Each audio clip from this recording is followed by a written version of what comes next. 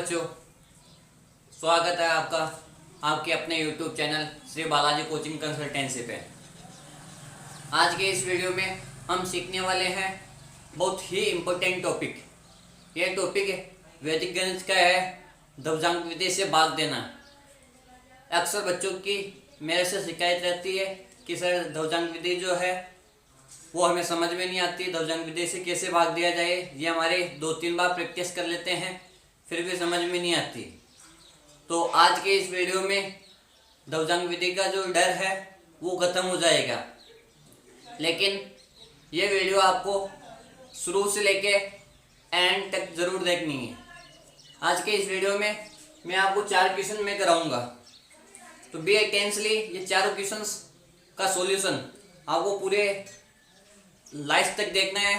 और इस वीडियो के एंड में आपको जाते जाते मैं 4 क्वेश्चन में भी देख के जाऊंगा, वो चारों क्वेश्चन आप ट्राई करना। ये मैं आपको विश्वास दिलाता हूँ कि हमेशा के लिए जो आपका डर है ध्रुवजांक विधि का वो खत्म हो जाएगा। ये 9th और 10th दोनों में काम में आती है, लेकिन इस साल सत्र 2020-21 के लिए 9th क्लास का जो कोर्स है वो आरबीएससी मतलब राजस्थान बोर्ड का हटा दिया गया है और एनसीईआरटी कोर्स चला दिया गया है। तो एनसीईआरटी कोर्स में वैदिक गणित का टॉपिक नहीं है, लेकिन 10वीं क्लास का कोर्स वही है राजस्थान बोर्ड का। तो उसमें पहला चैप्टर ये है वैदिक गणित, जो ध्रुवजांक विधि आपके लिए बोर्ड एग्जाम के अनुसार बहुत ही इम्पोर्टेंट टॉपिक है। इसलिए प्लीज ये वीडियो जरूर देखना। चलो आज का वीडियो स्टार्ट करते हैं। पहला क्वेश्चन है 4532 में भाग देना है 112 का। तो ध्रुवजांक विधि का क्या फॉर्मेट है, क्या प्रारूप है, करने का क्या प्रारूप है, क्या इसका कॉन्सेप्ट है, वो सीखते हैं। तो सर्वप्रथम हमें 3 कॉलम बनाने। कितने कॉलम? 3 कॉलम बनाने। अब इन 3 कॉलम्स में क्या आने वाला है वो करते हैं बात। इन तीनों कॉलम्स में क्या आएगा? पहले कॉलम में अपने आएगा ध्रुवजांक और मुख्यांक। अब बात आती है ध्रुवजांक क्या होता है और मुख्यांक क्या होता है। दूसरे कॉलम में क्या आएगा, तीसरे कॉलम में क्या आएगा, सब सीखते हैं ना। ये प्रारूप है कि ऐसा प्रारूप आपको बनाना है। 3 कॉलम बनाने हैं, पहले कॉलम में ध्रुवजांक और मुख्यांक लिखना है। अब यहाँ पे 4532 में भाग देना है 112 का।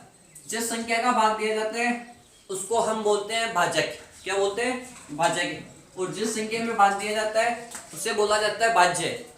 तो जो ध्रुवजांक और मुख्यांक है वो हमें मिलेंगे भाजक में से। अब भाजक का जो इकाई अंक है, इसको हमेशा मानना है ध्रुवजांक। इसको हमेशा क्या मानना है? ध्रुवजांक। और इकाई अंक के अलावा जितने भी अंक बचे उनको मानना है मुख्यांक। अब बचा क्या? 11। तो 11 अपना क्या हो गया? मुख्यांक। अब ध्रुवजांक में अंकों की संख्या क्या है? इकाई अंक मानते हैं तो एक ही है। तो भाज्य जो है अपना उसमें से इकाई अंक तीसरे कॉलम में लिख दो, और जो बचे हुए अंक है उनको दूसरे कॉलम में लिख दो। ये हमारा बेसिक प्रारूप हो गया ध्रुवजांक विधि का। अब संकेत करना शुरू करते हैं। संकेत क्या होते हैं इसके? तो पहला संकेत क्या है कि इस मुख्यांक का भाग दिया जाएगा इनमें। कैसे भाग दिया जाएगा? भाग देने का क्या तरीका है वो देखो। 11 का भाग 4 में जाएगा नहीं, तो 2 अंकों को साथ लेंगे। क्या हो गया? 45 में देना है 11 का भाग। अब आप सभी को पता है कि भाग देने पे 2 चीजें प्राप्त होती है, भागफल और शेषफल। तो यहाँ लिख लेते हैं हम भागफल और शेषफल। अब 11 का पहाड़ा इतने बार बोलोगी 45 से ज्यादा ना हो। तो 11 चौके क्या होते हैं? 44। 4 बार चल जाएगा भाग, तो भागफल हो गया 4। तो शेषफल क्या बचेगा? 44। 45 में से 44 गया तो 1। अब क्या करना है? भागफल 4 हो गया, शेषफल 1 हो गया। अब हमें क्या करना है कि भागफल का जो अंक आया उसको लिखना है दूसरे कॉलम के नीचे। भागफल का जो अंक आया उसे लिखना है दूसरे कॉलम के नीचे। अब शेषफल क्या था? 1। इसको कहाँ लिखना है कि जहां हमने संख्या यूज की, संख्या क्या यूज की अपन ने? 45 यूज किया। तो इस 45 के और उसके अगली संख्या के जस्ट नीचे लिखना है शेषफल को, यहाँ लिखना है। अब इन दोनों को, अब हमें नया भाज्य प्राप्त होगा यहाँ से। अब नया भाज्य प्राप्त करने का क्या तरीका है वो देखना। इन दोनों अंकों को साथ लिखेंगे तो एक संख्या हो जाएगी 13। फिर 13 में से अपन को क्या करना है? माइनस करना है 13 में से हमें। किसको माइनस करना है? जो यहाँ भागफल का अंक आया उसका और जो अपना लघुजांक है उन दोनों का गुना। तो 4 गुना 2, 13 में से माइनस होगा 4 गुना 2 मतलब 8। 13 में से 8 गए तो कितने बचे? 5। ये 5 हमारा क्या है? नया भाज्य। नया भाज्य मतलब जिसमें भाग दिया जाता है। अब स्टेप हो गया पानी 2। स्टेप नंबर 2 क्या हो गई कि 5 में भाग देना है। तो भाग किसका दिया जाता है? मुख्यांक का। मुख्यांक क्या है? 11। भाग देने पे वही दो चीजें प्राप्त होगी, भागफल और शेषफल। तो देखो 5 में 11 का भाग जाएगा नहीं तो भागफल हो जाएगा 0। शेषफल जब भागफल 0 हो तो शेषफल जो है जिस संख्या में भाग दिया जाता है वही होता है। तो ये हो गया 5। अब भागफल का अंक कहाँ लिखा जाता है? दूसरे कॉलम के नीचे। शेषफल का अंक कहाँ लिखा जाएगा? शेषफल लिखा जाएगा जिस संख्या का यूज हो गया, जैसे 3 का यूज हो गया। अब बच्ची कौन सी है? 2। तो इन दोनों के बीच में क्या लिखा जाएगा? 5 यहाँ पे जस्ट नीचे। अब इन दोनों को साथ लिखेंगे, नया भाज्य। इन दोनों को साथ लिखो तो 52 में से माइनस कर दो क्या? जो हमने भागफल का अंक लिया वो लघुजांक का गुना। 0 गुना 2 तो 52 माइनस 0, क्योंकि किसी भी संख्या को 0 से गुना करो 0 आता है। क्या बचेगा? 52। अब 52 में 11 का भाग देने की आवश्यकता नहीं है, क्योंकि हमारा अंतिम अंक जो था 2 वो यूज हो गया है। तो अभी जो हमारा लास्ट में नया भाज्य बचा 52, यही हमारा हो जाएगा शेषफल। क्या हो जाएगा? यही हमारा हो जाएगा शेषफल। अब तीसरे कॉलम के नीचे जो लिखा हुई संख्या होती है वो तो होती है शेषफल बच्चों। वो क्या होती है? तीसरे कॉलम के नीचे जो भी संख्या आती है वो होती है शेषफल, और दूसरे कॉलम के नीचे जो भी संख्या आती है वो होती है हमारी भागफल।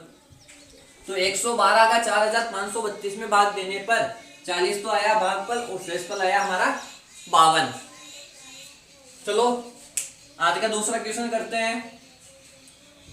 तो समझ में आया होगा यहां तक आपको कि प्रारूप कैसे बनाना है। पहले लघुजांक विधि का, और कैसे पहले कॉलम में ध्रुवजांक का मुख्यांक का लिखना है, कैसे दूसरे कॉलम में अंकों को सेपरेट करना है, तीसरे कॉलम में कैसे करना है।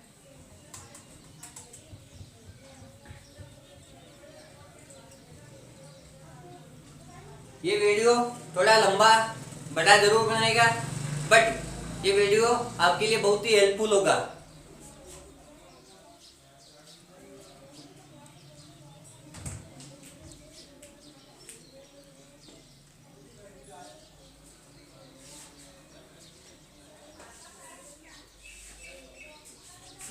दूसरा क्वेश्चन है 1 2 3 4 में भाग देना है 42 का।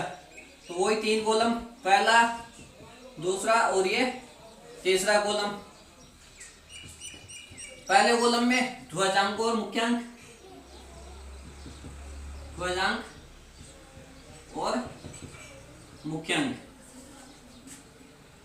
तो भाजक में से ध्रुवजांक और मुख्यांक प्राप्त होता है। तो भाजक क्या है यहाँ पे? 42।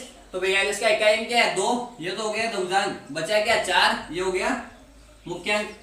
तो अब भाज्य क्या है? 1 2 3 4 यानी 1234 का इकाई अंक क्या है? 4। तीसरे कॉलम में बचा हुआ 1 2 3, दूसरे कॉलम में वही संकेत शुरू होते हैं। पहली स्टेप 4 का भाग 1 में जाएगा नहीं, 2 अंकों को साथ लेंगे, क्या हो गया? 12 में भाग देना है 4 का। क्या प्राप्त होता है? भागफल और शेषफल। तो 4 का भाग 12 में कितनी बार जाएगा? 3 बार। शेषफल क्या बचेगा? 0। भागफल का अंक कहाँ लिखा जाता है? दूसरे कॉलम के नीचे। शेषफल का अंक या जो भी संख्या बचती है उसको कहाँ लिखना है कि जिस संख्या में भाग दिया उसके और उसके अगली संख्या की जस्ट नीचे। इन दोनों को साथ लिखेंगे, नया भाज्य प्राप्त होगा। नया भाज्य क्या हो जाएगा? 0 3। इसमें से माइनस क्या करेंगे? जो भागफल का अंक आया उसका और ध्रुवजांक का गुना। तो 3 गुना 2, 3 में से माइनस होगा 3 दूनी 6, क्या बचेगा? माइनस का 3।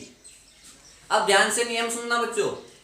नियम यह है कि यहाँ पे ये प्रोसीज जो नया भाज्य का जो प्रोसीज है ये माइनस करने पर यहाँ कभी भी संख्या माइनस में नहीं आनी चाहिए। यहाँ कभी भी संख्या माइनस में नहीं होनी चाहिए। यहाँ आ गया -3। तो अब हमें क्या करना है ये देखना जब भी माइनस में आ जाए तो भागफल का एक कम कर दो तो शेषफल में भी परिवर्तन हो जाएगा। तो ये जो प्रक्रिया है ये हो जाएगी कैंसिल। कैंसिल होने का मतलब कि जो भागफल 3 लिया उसको काट दो, जो शेषफल 0 आया उसको काट दो। ठीक है, यानी ये प्रक्रिया क्या हो गई, कैंसिल। ये प्रक्रिया कैंसिल हो गई। तो अब हमें क्या करना है कि भागफल जो था 3, ये प्रक्रिया कैंसिल हो गई तो 12 में भाग देना वापस 4 का ही। लेकिन भागफल और जो शेषफल होगा अब हमारा, भागफल और शेषफल जो होगा, देखो भागफल 3 लिया था पहले माइनस में आया तो भागफल का अंक 1 कम कर दो। 3 बार भाग दिया था, अब 4 का भाग देना केवल 2 बार, तो 4 का भाग दे दो 2 बार। 4 दूनी 8, शेषफल भी कितना बचेगा 4, 2 बार शेषफल हो गया 4। इन दोनों अंकों को साथ लिखो, नया भाज्य प्राप्त हो जाएगा। नया भाज्य प्राप्त क्या हो जाएगा 43 माइनस 2 दूनी 4, तो 43 माइनस 4 कितना बचेगा 39। नया भाज्य आ गया 39। अब स्टेप नंबर 2, 39 में भाग देना है किसका, वही 4 का। भाग देने पे 2 चीजें प्राप्त होगी, भागफल और शेषफल। भागफल और शेषफल, भागफल कितना हो जाएगा, देखो 4 9 36, शेषफल कितना बचेगा 3 बचेगा। तो इसका अंक कहाँ लिखा जाता है हमेशा, भागफल का दूसरे कॉलम के नीचे। शेषफल कहाँ आएगा, 3 यूज हो गया, 3 और 4 के बीच में, यहाँ दोनों को साथ लिखो। नया भाज्य क्या हो जाएगा, नया भाज्य बराबर हो गया 34 माइनस 34 में से माइनस क्या करना है 9 गुना 2, तो 34 माइनस 9 गुना 2 मतलब 18, कितना बचेगा 16। अंतिम अंक यूज हो गया, जो बचा उसको तीसरे कॉलम के नीचे। तीसरे कॉलम के नीचे क्या है 16, ये होगा अपना शेषफल। दूसरे कॉलम के नीचे क्या है 29, ये होगा हमारा भागफल। इस प्रकार दूसरा क्वेश्चन हुआ। कभी भी नया भाज्य जो है निकालते हैं वो कभी माइनस में नहीं आना चाहिए। यदि माइनस में आ जाए तो उस प्रक्रिया को कैंसिल करके भागफल का अंक 1 कम कर दिया जाता है। जरूरी नहीं है कि भाई 1 कम किए तो आ जाए, तो 2 भी कम करना पड़ता है बहुत बार। ओके, बहुत क्वेश्चन ऐसे भी होते हैं। अब आज का तीसरा क्वेश्चन करते हैं हम।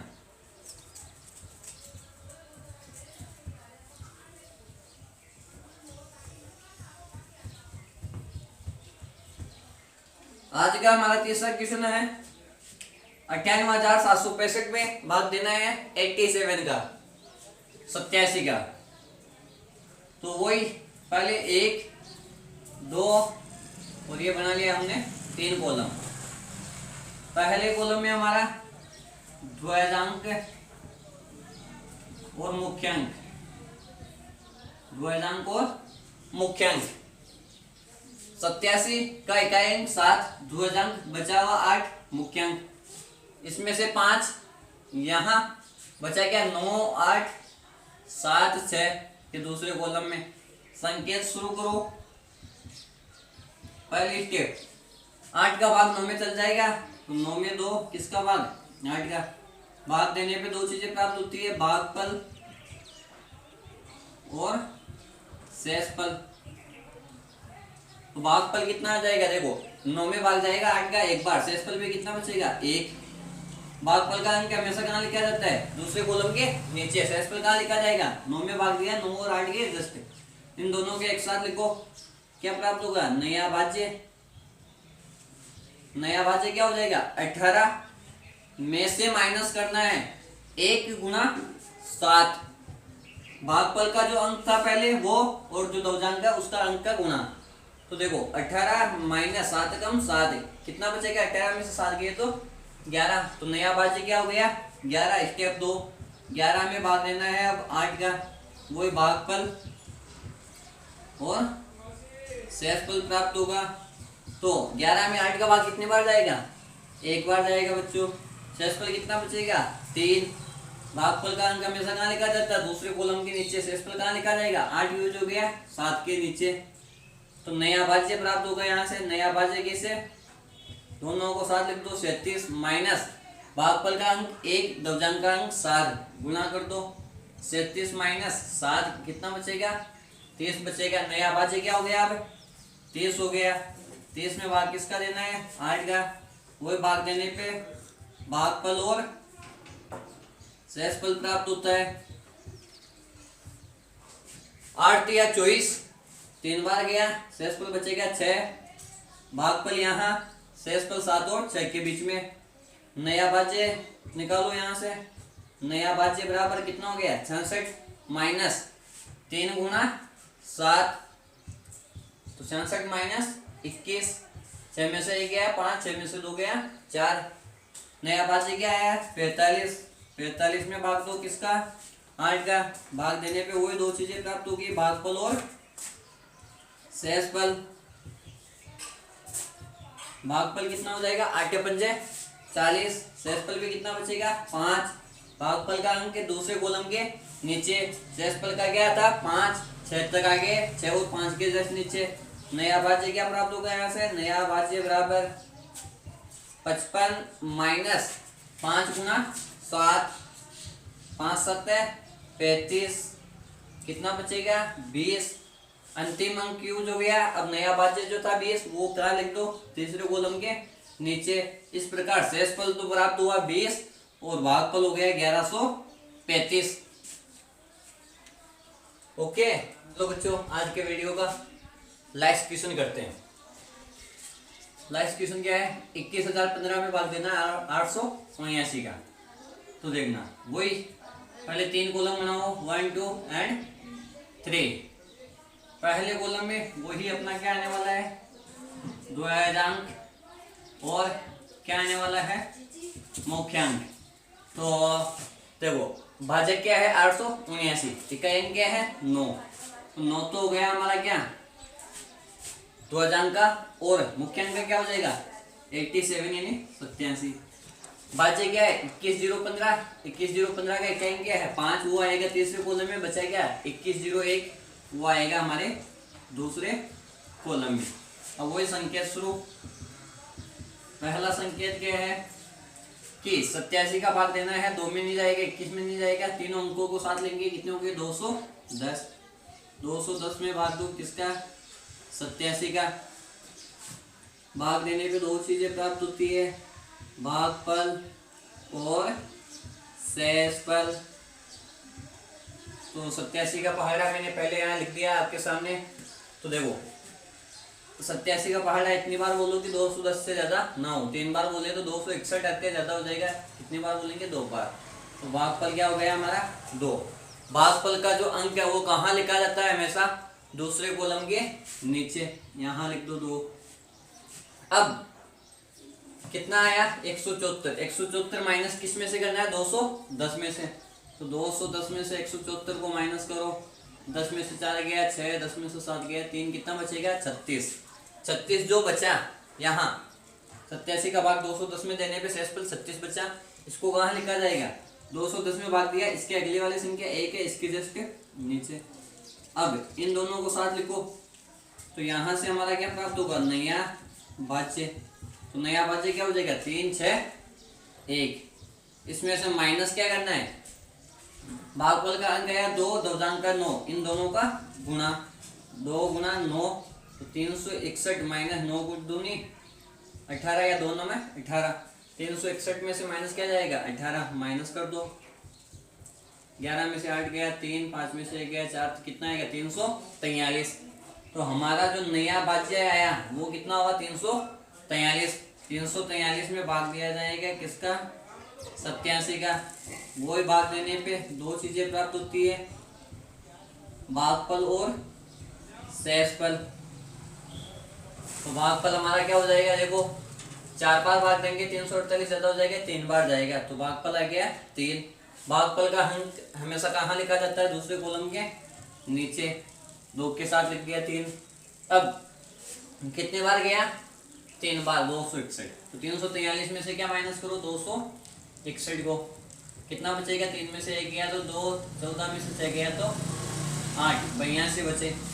82 कहाँ लिखा जाएगा, 1 यूज हो गया, 1 और 5 के यहाँ 10 नीचे। इन दोनों को साथ लिखो, कितना हो गया देखो शेषफल कितना बचा था हमारा 82। सॉरी यहाँ हमने शेषफल लिखना भूल गए। यहाँ हम शेषफल लिखना भूल गए। शेषफल कितना था यहाँ 36। 82 साथ में क्या है 5, 825 हो गया, माइनस करो। 825 में से माइनस क्या होगा 3 गुना 9, 3 गुना 9, 3 9 में 27। 825 में से 27 जाएगा, 25 गया तो 800 यानी 798। अंतिम अंक जो 5 था तीसरे कॉलम में वो यूज हो गया। तो यहाँ नया भाज्य जो हमारा आया था, सॉरी शेषफल हमारा 82 था, शेषफल जो है हमारा 82 था। और नया भाज्य जो है वो आया हमारे यहाँ पे। नया भाज्य जो है बच्चों वो हुआ 825 माइनस 3 गुना 9, तो 825 माइनस 27, तो नया भाज्य आया 798। अब हमारा अंतिम अंक यूज हो गया था 5, इसलिए जो नया भाज्य है इसी को कहाँ लिख दिया जाता है तीसरे कॉलम के नीचे। तीसरे कॉलम के नीचे 798 है, तीसरे कॉलम के नीचे वाली संख्या क्या होती है शेषफल, और दूसरे कॉलम के नीचे वाली संख्या क्या होती है भागफल। इस प्रकार 879 का 21,015 में भाग देने पर भागफल 23 प्राप्त हुआ और जो शेषफल है वो 798 प्राप्त हुआ। इस प्रकार जो हमारे चारों क्वेश्चन थे वो हुए, और मैं उम्मीद करता हूँ कि ये चारों क्वेश्चंस का जो सॉल्यूशन मैंने बताया आपको ये आपके समझ में आया होगा, और जो दर्जन विधि का जो डाउट बना रहता है हमेशा आपके माइंड में वो क्लियर हुआ होगा। अब मैंने आपको बोला था कि इस वीडियो के एंड में मैं आपको 4 क्वेश्चन देके जाऊंगा, वो चारों क्वेश्चंस आप ट्राई करना। ओके, तो पहला, दूसरा और तीसरा और 4 क्वेश्चन क्या है वो लिखो।